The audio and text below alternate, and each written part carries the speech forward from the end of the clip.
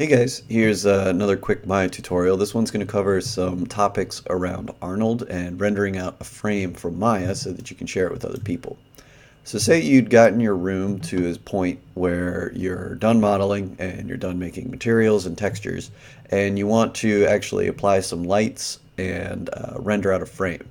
So this tutorial is going to cover using Arnold to do that. If you want to use the Maya renderer, that's a whole nother set of kind of instructions and methodology. So for now, we'll just stick with Arnold because it does a lot of stuff very quickly and easily. The first step that you would want to do is make sure that you have a camera that composes what you want to show. To make a new camera, you can just go to Panels, Perspective, and New. Once your new camera is generated, it shows up here in your hierarchy, and you want to rename it just so that you can keep track of it. I'll call this one Render Cam 1. And you can see that my panel is currently set to Render Cam 1, so that when I zoom around, I'm actually repositioning the camera just by orbiting around and moving around in the scene. If I click this little gate here, you can actually see what is going to be rendered. My current render settings are 1920 by 1080, which is 1080p. And to set that or change that, it's this little button right here with a sprocket. And when you click it, it'll bring up your render settings. Under Common, these are universal basic. These will affect whatever render you're using, whether it's Arnold or whether it's Maya. So the place where you want to change your image size is under Image Size.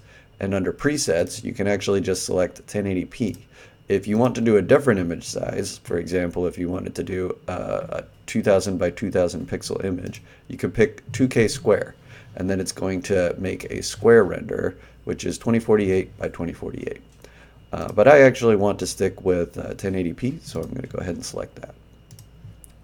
All right, so now that I have my camera shot composed, I think that this looks decent. It's got both my chairs in it, it's got some windows, my fan, and rug, and yeah, so I think it's pretty good.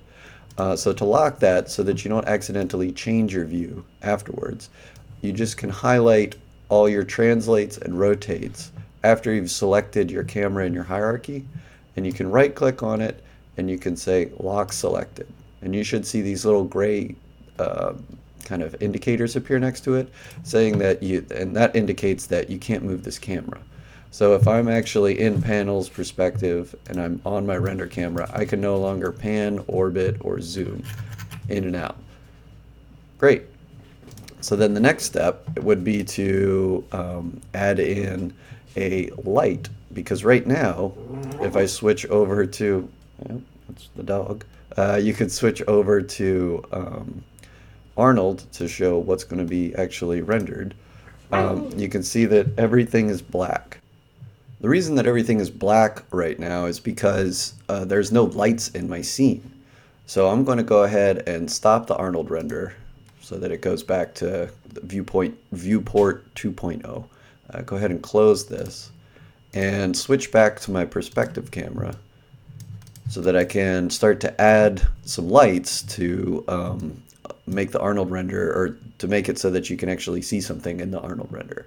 The quickest light to get going with is just the physical sky. So what that does is kind of fake a horizon and a sun. So now if I were to open up my Arnold renderer, it's a little bit easier to navigate than switching over to my Arnold here. So I'm going to make sure that this is set to viewport 2.0. And then under the Arnold tab, open the Arnold render view. So now that I have my light in the scene and I hit play, you can actually see that there's something there.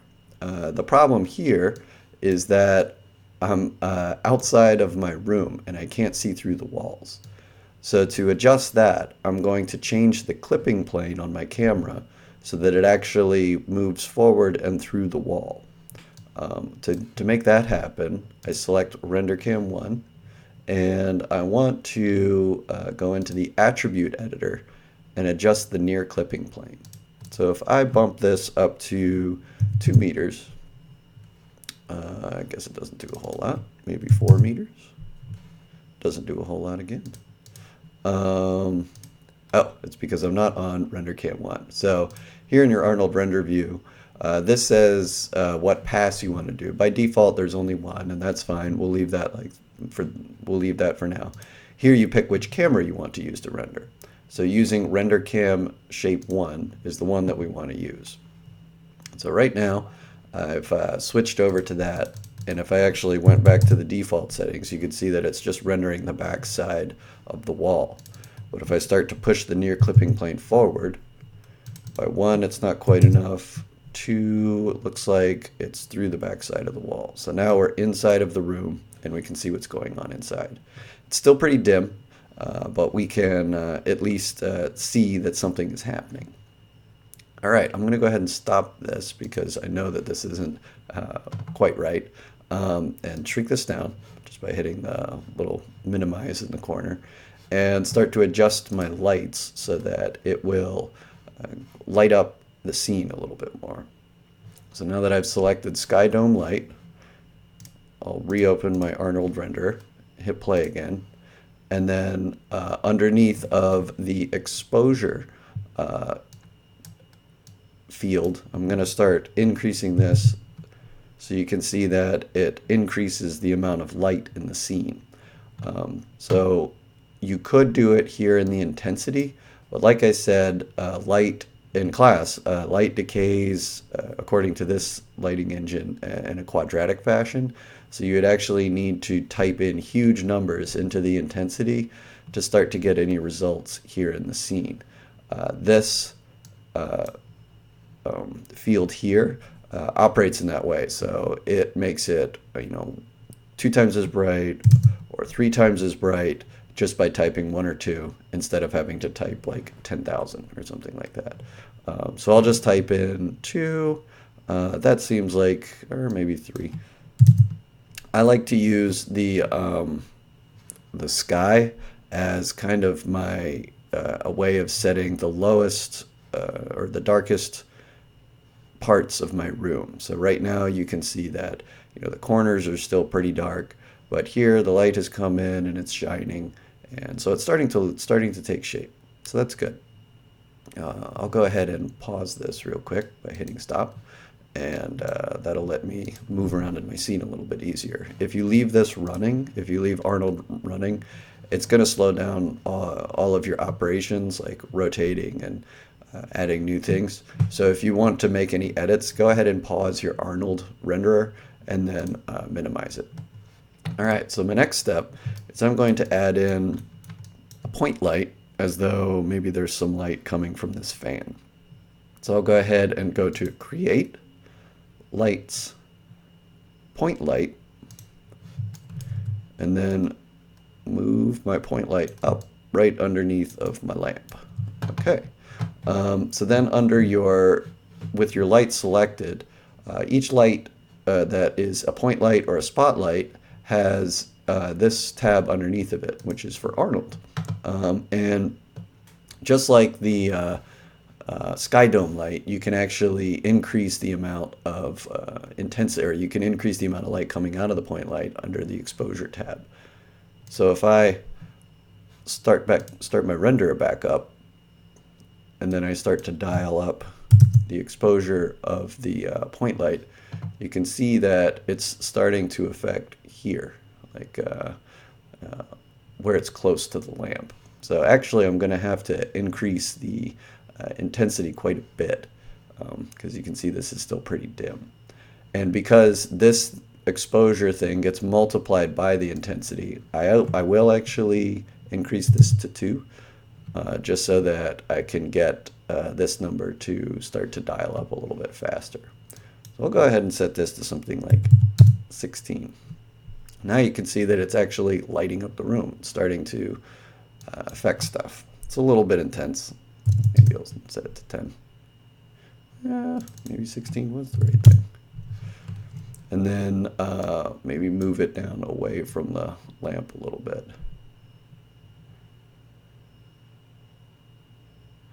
Yeah. Set this to 12.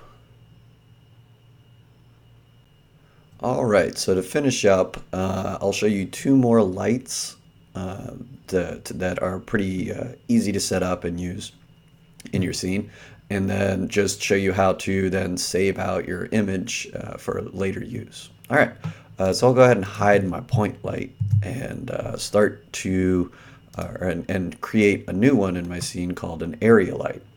So underneath of Arnold, you can go to lights and then say area light. And I'll minimize or stop this and minimize it so you can see the shape of the new light. All right, so the area light is more of a square shape like that, and it emits in the direction of the little line there. So I'm going to rotate it so that it faces down as though the light's being cast from this lamp up at the top, or the geez, I can't even think, the fan and light combo. Let's shift it up a little bit. Make my Arnold, bring my Arnold renderer back up and hit play. You can see not a whole lot's going on, but that's because our settings are all still pretty low. So if I start to dial this up, maybe I type 6 in here. It's a little bit brighter, maybe 12.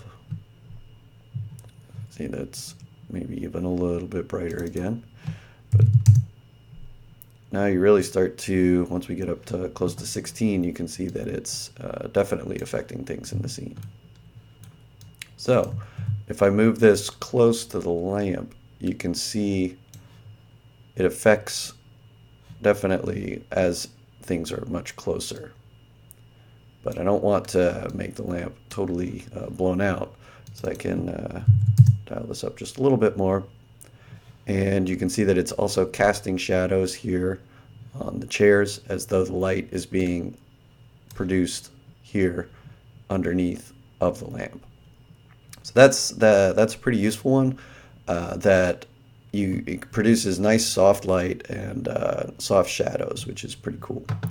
The one thing that I like to do sometimes to kind of fake if something is a light is to combine a material called a surface shader with a mesh light. And so I'll show you how to set that up real quick.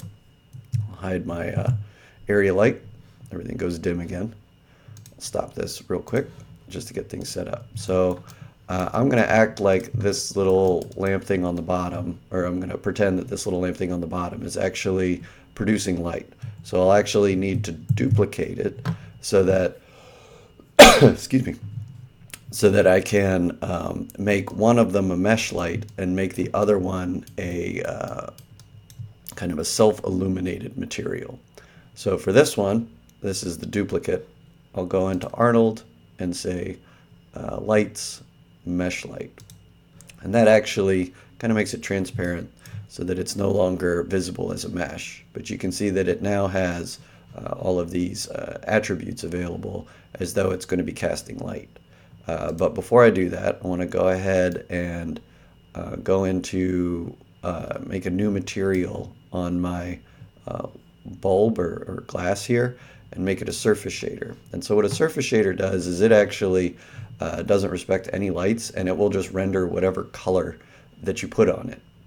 So if I make the out color something like, like maybe close to a yellow, it will actually, in the Arnold renderer, it will show up bright as though it's, it's its own thing. And then this glow is actually coming from the mesh light here.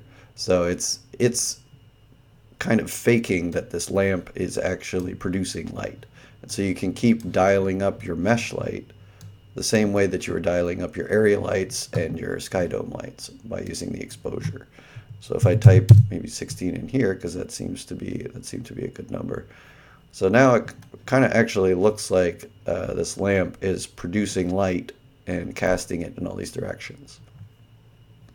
And I'll just wait a little bit so that you can kind of see the final image here. Okay, so it looks like it's done rendering. It's pretty grainy, So if I wanted to dial that up or down, that's also under my render settings. So once again, I'm going to click on the sprocket, and this time I'm going to click the Arnold renderer. And this camera AA stands for camera anti-aliasing. And so that just basically makes it higher or lower resolution. For your final renders, you'll probably want to go up to something like 8. But as you're working and dialing things in your scene, you can leave it at 3, and that'll give you a pretty good idea of what's working and what's not working. But I'll go ahead and dial this up to like 8 or 10. And actually, I'll switch this back to 100% resolution. And position in the middle, dial this up to 8, and I'll pause the video so that you guys don't have to watch this render. Here you can see that the render is finished up, and it looks pretty good as far as a sample scene goes. So say this was what I would want to show off and put in my portfolio or turn in for my assignment. It's pretty simple to save out this image. You just go to, in the Arnold renderer view, you just say save image, and then you can pick your file type just by typing it at the end of your file name. So I'll pick the desktop with to render to, and just say test image .png, and I'll just save it like that. And then when I hit save, if I go to my desktop, you can see that it now exists. And you can look at your image, just double click on it, and it'll open up in whatever image preview software you have. So here you go. All right, well, I guess we covered a couple of lights, the render settings, and how to set up a camera and lock it in place so that you don't accidentally move it in the future. Great. If you have any questions, just send me an email or bring them to class.